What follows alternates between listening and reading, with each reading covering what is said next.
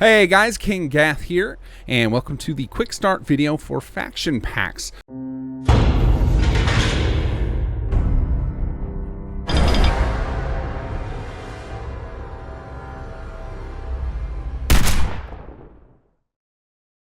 So if you are new to Sim Settlements Conqueror, I'm going to show you how to get a faction pack up and running. I'm just going to gloss over some of the different things you actually do to play with the faction packs, but most importantly, I want to show you how to get started. And then you'll learn a lot of it as you go because we've got various pop-ups and tutorials to help give you more information. I will also be producing an in-depth series in the coming weeks, and that will allow you to learn even more if you want more. But to start, we're going to get this up and running as quickly as possible. So the first thing I will say is keep an eye on your faction pack's description to check if it requires some quest completion. So certain ones like the Adam's Glory pack, the Brotherhood of Steel pack, they require that you've completed certain quests either that they added to the game or that are part of the vanilla game so that it makes sense that you would be part of that faction. They tried to be very immersive. Others don't require anything. I've got a couple of those installed right now. One of them is a Minutemen faction pack. Another is a Super Mutant faction pack, which I'll show you one of those. And even the raiders that are included with Conqueror do have a quest line associated with them before you can use them. So if you try to follow my steps to use a faction pack and find that you have no options, it's likely that the ones you have installed are locked behind some sort of quest. All right, so once you've got the quests done and you know you're ready to go on this, the next thing you need to do is make sure Sim Settlements is unlocked. So if you're not familiar with how to do that, you basically need to run the City Manager holotape in your Pip-Boy. Now, if you've got MCM, you can actually cheat this and just add it right to your inventory from the Sim Settlements menu. There's a Create Holotape option on the first card here, and when you push this and exit out, you'll get this option, and if you say, yep, tired for hunting for it, it will spawn a copy in your inventory. Now, if you don't want to do that, if you'd like to go immersively pick it up, because the actual reason you have to run it in your Pip-Boy is based on lore. We definitely like to bury everything we put in to our mods in a lore-friendly way. And so if you're looking for a way to get it, there is a copy of that holotape, as well as a bunch of the sensors, which are the build requirement for plots, in the Museum of Freedom over there. There are 2 other locations, and all of this information is listed on our wiki. Now, if you're an Xbox player, since the MCM option is not there for you, there is a mod that was created by Vicky Orius on Xbox. It is called Sim Settlements Cheat Holotape. If you search for that, you'll find a mod that will spawn in a holotape in your inventory so that you can just jump right in and get to this. So then once we run that holotape, and if we go over to here under miscellaneous, I have a lot of mods installed right now, so apologies if any of this stuff looks a little odd, like my beat up Pip-Boy right now. But once you run this holotape, you get this confirmation message, and it tells you that you can now build city-zoned plots in your settlements. Next up, you answer a few wizard questions. I'm sure many of you guys are already familiar with this, which just helps Sim Settlements set up the default options in a way that would fit your playstyle. And then finally, you answer this question to help Sim Settlements reduce the amount of things it's creating so that it won't overwhelm your system. If you're uncertain of what you should answer here, your best bet is to lie to it and tell it a lower option until you're comfortable with Sim Settlements and you know what's going to happen when you answer the actual setting you're on, because for some folks it can cause an excessive amount of items to build. So all of that out of the way, let's get into the actual faction pack stuff. So the first thing you need to do is find a settlement that has 0 people in it. Now, I know some of you who have followed along with this stuff know there are exceptions to that rule, but this is just a great way for quick starting. If you grab a settlement that you have control of, it has 0 people in it, and it can either have 0 people to start, you can send them away by walking up and hitting move on them, or if you want to go the dark route, you can just go clean up your settlement with a few bullets. And then you're going to build a War Planner's desk. Now, if you, like me, have the mod Settlement Menu Manager installed, this will be under the Sim Settlements menu, which is way down over here under the Furniture category. If you don't have Settlement Menu Manager installed, which I do recommend because it does do a lot of nice things for you, if you don't have that, you will find the War Planner's desk under Crafting instead. But we're going to go ahead and build this, and shortly after we build this, a bunch of different items will appear on it. We're going to exit workshop mode, and we should get a pop-up here. And this pop-up is basically confirming that you didn't just build the War Planner's desk just to have it, versus you actually want to convert your settlement into an outpost. Once you convert a settlement into an outpost, the rules function a little differently. Now, I'm not going to get deep into those rules. There's going to be a lot more information available on that in the in-depth series of videos, but just know that it does change the way things work, and it opens up that settlement to being attacked by much more intimidating attacks than the default raid system by Bethesda. So we're going to say yes, let's go to war, And then the next thing it's going to do is it's going to prompt you with the first faction pack that it found. And if you hit next through here, it will go through and find additional faction packs that are installed. Now, the Rust Devils isn't actually its solo faction pack. I believe that's included with the Industrial City add-on for Sim Settlements. And it looks like the Minutemen one that I have installed does indeed have a quest requirement behind it. Likely it involves having started the quest line with Preston or something like that. There are multiple versions of the Minuteman one, and I'm not sure which one I have installed right now. But either way, we'll be able to use the Super Mutants one just fine. So once again, very important that you read the mod descriptions if you want a particular faction pack to show up in this list. So if you find that it's not showing up, it's likely just because it requires a quest to unlock it. Alternatively, another thing that can happen to some folks is that there's just script lag. There's just a whole lot of stuff going on, especially when they load a new character, and you might just need to try again in a few minutes after the game has had time to catch up to everything.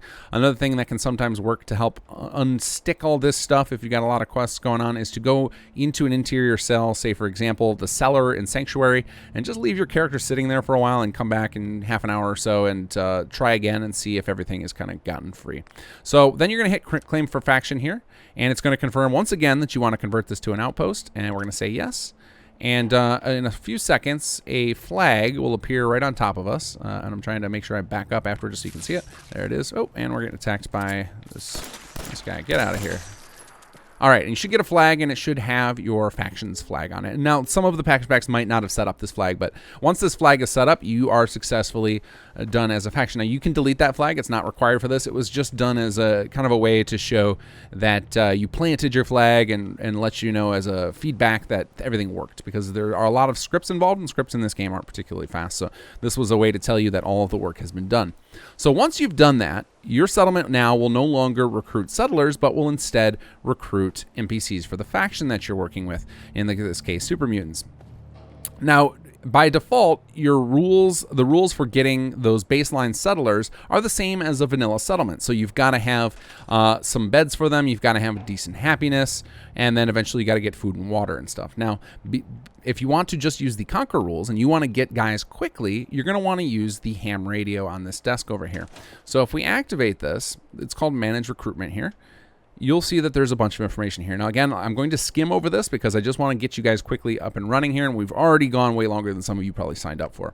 So the easiest way is to just donate caps here, and at the baseline, every soldier costs 100 caps, and you can get more, and it's actually done in resources. So if you see, if we were donating 100 caps, our resources available would say 100.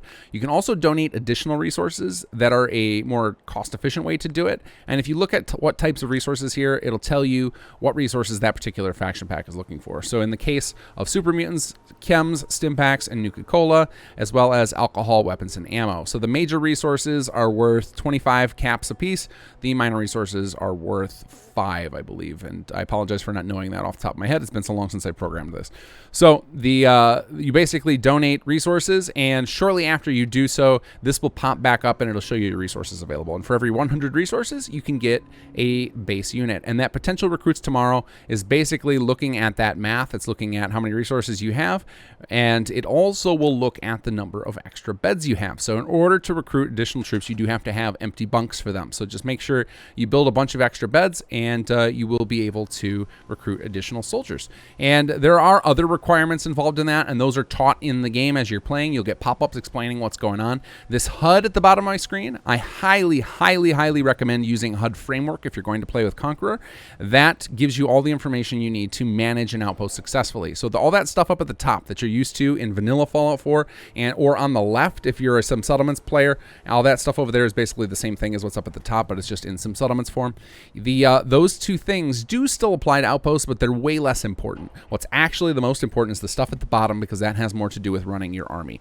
And we've got some information on our wiki talking about that. I'm going to follow up with an in-depth series that will explain more of that. But for now, just know that a lot of this stuff teaches itself as you're playing. So once you've got some soldiers, and I'm going to pause here and create some with some cheat commands that I have because I'm the developer. I'm going to walk you through how to set up a basic raid, and you guys should have enough information to get going.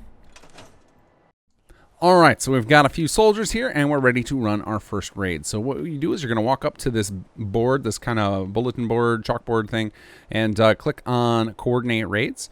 And a few seconds later, you're going to get a little pop-up here. It'll tell you how many attackers you have available. You're going to hit Start New Assault, and you can choose how you want to assault that settlement. So Outpost means it's a place where your soldiers can live. Vassal is a place that will supply your soldiers with supplies. And Outpost and Take Captives means that you're going to keep around the civilians that lived there as slaves, and they have their own little mechanics to them. So we're going to just go ahead and hit Establish Outpost here, and then it'll let you choose one.